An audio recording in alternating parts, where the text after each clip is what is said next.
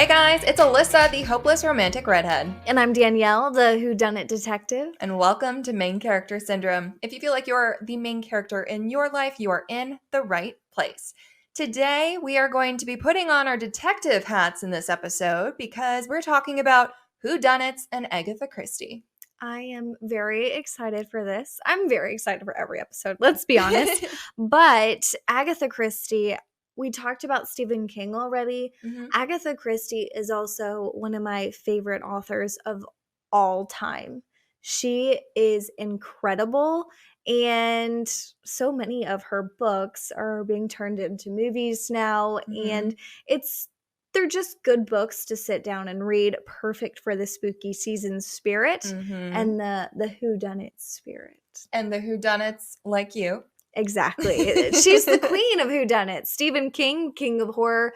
Agatha Christie, the queen of whodunits. And so I'm excited to talk about her today, her books, and other popular whodunit kind of books that we can dive into that maybe you want to dip your toes in for the Halloween season. Let's talk about our recent read that we both read together, and it was Endless Night by Agatha Christie. Yes. So I'm going to put you on the spot here. Okay. You had not read an Agatha Christie book before. And I was like, Alyssa, you have to. You have to read one of her books. Give her a chance. And Endless Night was definitely a good book.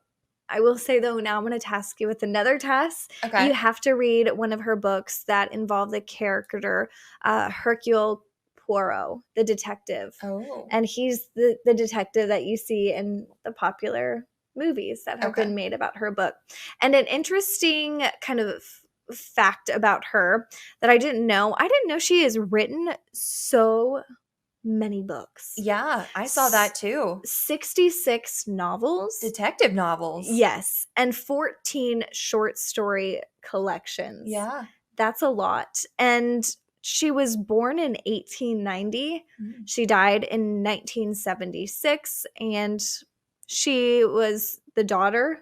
You'll like this. She was the daughter of a wealthy American, and her mother was Irish. And I say you'll like that just because of the Endless Night kind of connection there. Yeah. So we read her book, Endless Night, and I will say, we do want to recognize that this book does showcase a large prejudice against the Romani, aka Roma people, by referring to one of the characters constantly as the term gypsy and identifying her in really mean ways, and even makes her one of the key suspects in a murder in the book. So if you get anything from this podcast, we want you to know and look maybe more into the discrimination against the Roma people, because again, it is Roma. It is not gypsy. That is a really offensive term and a term that needs to be removed from the vocabulary. It is used often in this book, and so that's why I want to mention this. And there's actually land in the book that's constantly referred to as Gypsy's Acre. And so I think maybe for the sake of this podcast now, if we refer to it, we'll just call it the acre. The acre, or their house. The land. The land. Yes. But yeah, so definitely look into that. Very large discrimination against them. This book was written, what, 1960? It was a long time ago, and that may not have been at the top of her mind, but of course, no excuse. No excuse, but a lot of terms were used a long time ago, and it is 2024. We are growing. We recognize that's bad, and we want everyone to know too. And so we just want to kind of start off with that, and we'll dive into this book now and kind of talk what it's about. It's a lot different than her other Agatha Christie, books that you think of. It was kind of predictable. Yeah, I will say it was a bit predictable. So it has like the main character, Michael Rogers, and he's basically this poor man, and he runs into this super rich heiress, Nellie, in a small town. They fall in love and they get married, and they must intertwine their lives, her being this really rich girl, him being this penniless man, and they set up their roots where they met at that land, and the land's rumored to be cursed. Mm-hmm. Now there are bad people surrounding them, surrounding Nellie specifically, and bad things continue to happen, and it leads to the death of someone. And the readers basically, through this book, they go on a journey to learn if it's the curse, an accident, or a secret killer that leads to this death. And there are so many options for who the killer is. But when you listen, we listened to the audiobook, and it was actually, I recommend listening to the audiobook because it was a great narrator. Yeah. He was like British, and it made sense. But when I was listening to like all the little details about like how his mom perceived him and the things that he liked, and there were other character descriptions, and I'm like, I think I know who did it. Yeah, there's like in her family too, you have everyone in her family is not blood related to her. And by her, I'm referring to Nellie. So like her close family has all died. And so she just has all of these other people around her, like a second uncle and things like that, who are managing her money. Almost like a lady in waiting, Greta. Yeah. So this, kind of not not a maid, an assistant, basically, like kind of. Yeah, an assistant's probably a good term for that. Yeah. So she's around her, and it's really sad because at one point, Michael asks Nellie if there's anyone in her life that she can actually trust, and she's like, no. Yeah. No, but she loves Michael, and their love is real. But Michael's the main character, and he's very dynamic. I'd say at the beginning, he almost acts like he doesn't care about wealth, money, and nice things, but somehow manages to always pick out the nicest, most expensive things in the room. There are contradictions to what he describes himself to be and then what he shows. Yes, exactly. And so like some characters are picking up on that, but he ends up falling for a woman who's extremely wealthy. She doesn't care about the nicest of things, but he ends up buying just a bunch of this nice stuff. Yeah. And Nellie is this character who's also very intricate. She's kind of described as this sweet, kind girl, but then also she has this other side to her that's very business savvy and professional, and she's able to stand, tall in a room of men. And that's such an admirable quality. And then you have Michael, who's like, da-da-da. Yeah, like, right. But then she's also clumsy. Yes. Clumsy, and she's sensitive. She's or at least what she's described to be by other people. Yes, other people describe her as this. So we're saying this to just say that the characters are very intricate. And then there's so many other characters who are surrounding them. Those are the two main ones. But there's her uncle who has her money. Another guy somehow related to her, maybe by marriage, who is her banker. And then she has a stepmom who's been married like 5 times, collects a whole bunch of different alimonies. The person that built their house. Yeah, the architect. And then the architect's sister. Yeah. There are a lot of characters. This is a very character-driven story. Yes. And basically someone's dead. And it's like, was it an accident? Who did it? And what was their reasoning? And then I will say at the end, let me hear your thoughts kind of on the end without telling who did it. Just because of some descriptions and character traits and like what I saw from them that were contradictory, I was like, I think I know who did it. For a while you think that it was another person, but then some more actions happen and I'm like, okay, it's definitely you. And then I was right by the end. Yeah. So I kind of felt the same way. There were, different chapters where I was like, I guess it could be this person. But this was probably the most predictable Agatha Christie book that I've ever read. It's like, okay, wait. I don't know if it's because I know her writing by now, Yeah. or if maybe it's just a little bit simpler. But before she died in, I believe I said 1976. This book was published in 1971. Mm-hmm. Another year, 1972, a year later. She did say that this was her favorite book that she had ever written. It was good. The characters were great. I also thought the victim was going to be a killer at some point because I even texted you and I was like, this person gives me weird You were like, vibes. sketch? And I had already finished it and I was like, she kind of strange. But it was not my favorite Agatha Christie book.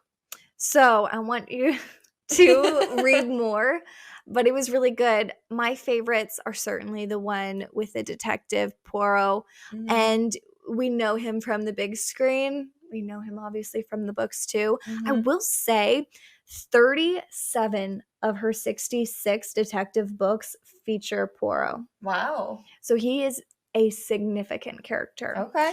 But obviously each book is completely different. The only similar thing is him, and I can't remember, I was about to say, I can't remember his like sidekick's name. That's okay. But he is the main focus. Okay. In a lot of these ones, he's the detective figuring out all of these different stories. So you don't need to read any of those 37 stories in a specific order. Oh, that's nice. They're all their own storyline. So you can read the title, read the back of the book, and maybe that draws you in. Well, good news is you don't need to do the first one with that character. She was probably tired of like figuring out different detective names. It was like, I'm gonna go with this one forever. Like, let me just describe him really well in maybe the first book I write about him, and then the rest I'll describe him a bit and you get the intricacies of his personality.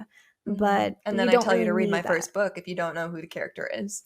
Yeah, but you don't need all those intricacies about him necessarily to get through it. But I will say he is an incredible character. So, like I said, his name is Poirot, and let me pull this up right here. He is basically this smart, witty detective, and he's one of those guys that like nothing happens under his nose without him knowing. He's good at his job. He is very good at his job, which also leads him to be a bit pompous at times. But you know, when you're the best, I guess you can be that way a little bit. Yes. So he's also very particular. So you say something, he reads your tone, he reads your body language. And that's also a really cool aspect that she adds to her book is like that realistic, like, oh, you twitched your nose this way, or that kind of stuff. Yeah, realistic reactions. Yes. And so the detective is able to use those also to be like, just suspect. But then also all of these little things like where a chair was facing or what way a knife was placed. And we're talking about these books obviously written in the early 1900s, early to mid 1900s. So before things were getting like really good detective wise. Yeah, like modern technology. Yeah, finger analysis, weapon analysis and all that stuff. This is just, before that. So, but she kind of has that kind of thing in her book. You can tell when someone's lying. Yeah.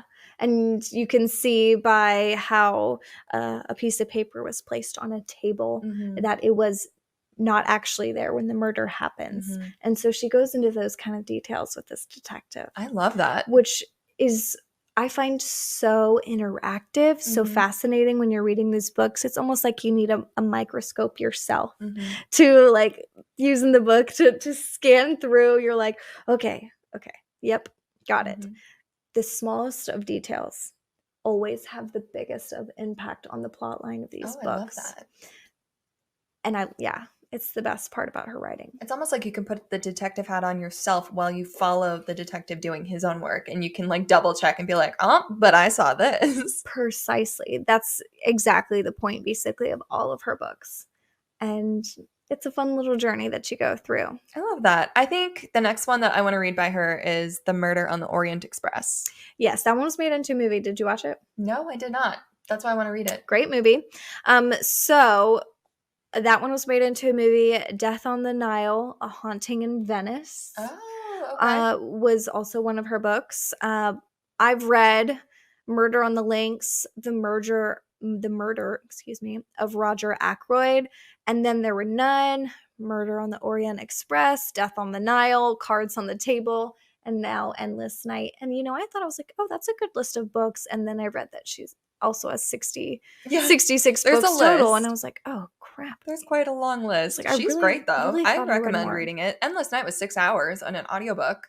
It was so fast. Mhm. I was like, okay, we can do this quick before we sit down and do this. And Yeah. so you can get a little taste of her. It was great. I loved it. I love whodunits and mysteries, and in between a sprinkle of my, fantasy romance stuff. But And actually, I have this note about her, which I found incredible. Her books have sold over 1 billion copies in English, and then also 1 billion copies in translation. wow. I'd say she's just a little bit successful. A little bit. She's just only the queen of whodunits and detective novels. Yes. And so who's kind of followed in her steps? So if Agatha Christie isn't your cup of tea, or if you just want more murder mystery thriller stuff for your TBR, so this one is interesting. It's The 7.5 Deaths of Evelyn Hardcastle by Stuart Turton. It's got 3.81 stars on Goodreads. And it's about a woman named Evelyn Hardcastle who will be murdered at 11 p.m. There are 8 days and 8 witnesses for you to inhabit. We will only let you escape once you tell the name of the killer. Understood? Then let's begin. That is the synopsis. So every day until Aidan Bishop can identify her killer and break the cycle, every time the day begins again, Aidan wakes up in the body of a different guest, and some of his hosts are more helpful than others. The most inventive debut of the year twists together a mystery of such unexpected creativity, it will leave listeners guessing until the very last second. It seemed so interesting because it also seemed like the listener or the reader could put a detective hat on themselves and figure out the murder. So it's almost like it gives you the details and you have to figure it out. I love that. Yeah, as we were talking about Agatha Christie, I thought it was kind of similar. It's just why it's my favorite genre. It's just fun. It's fun to make your brain think. Mm-hmm. Instead of just like escaping into another world, it's like, okay, who actually did it? Who can you trust? Yeah.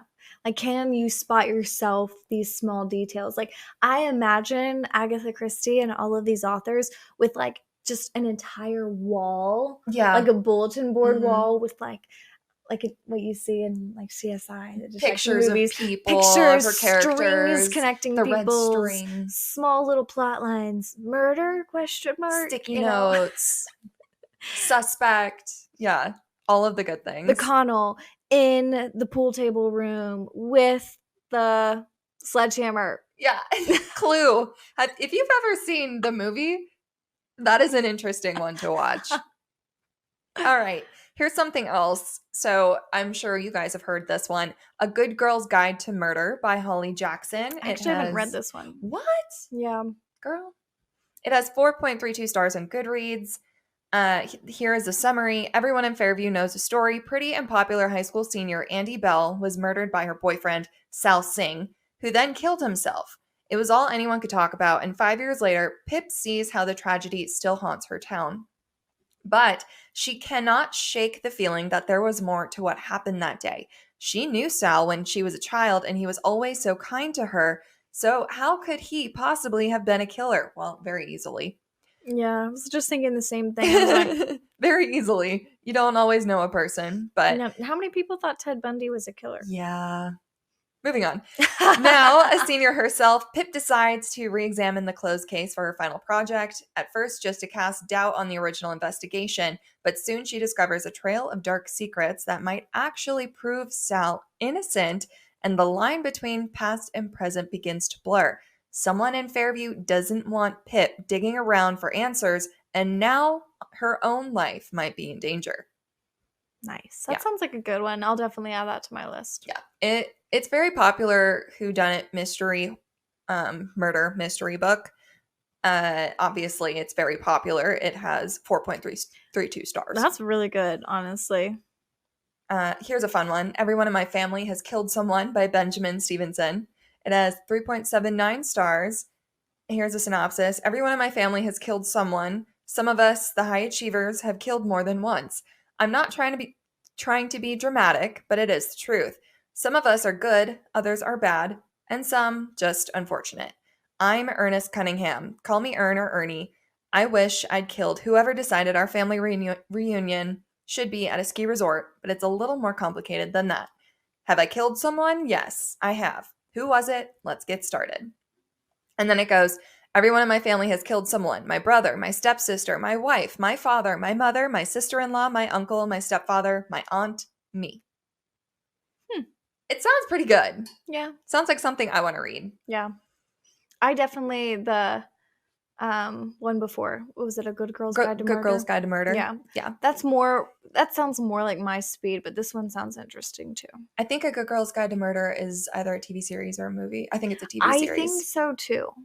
So, some honorable mentions for some murder mystery, The Guest List. Did you read that one? Yeah, I've talked about that one before, I believe. That was a good one. It wasn't my favorite, but like it was good. Yeah. I like Lucy Foley. Lucy Foley is a good author. Sharp Objects by Gillian Flynn. Dark. That one's dark. Really? Have you not read it? I have not read that one. Oof, it's dark. All right. Well, the ending, I will say, major plot twist. Okay. You're like, love that. Oh crap. Still gonna add it to my TBR. We'll see if I have nightmares.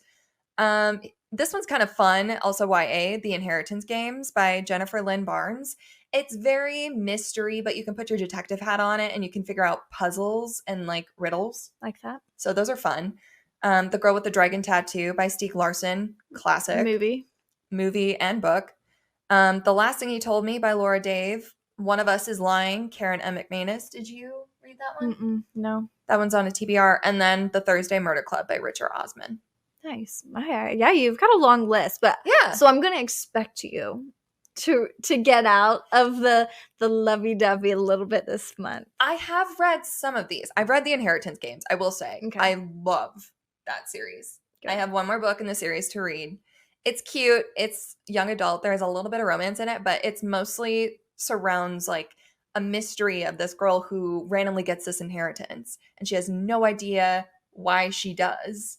And it's just really good. There are, again, games, riddles, questions that need to be answered. Just, it's a fun read.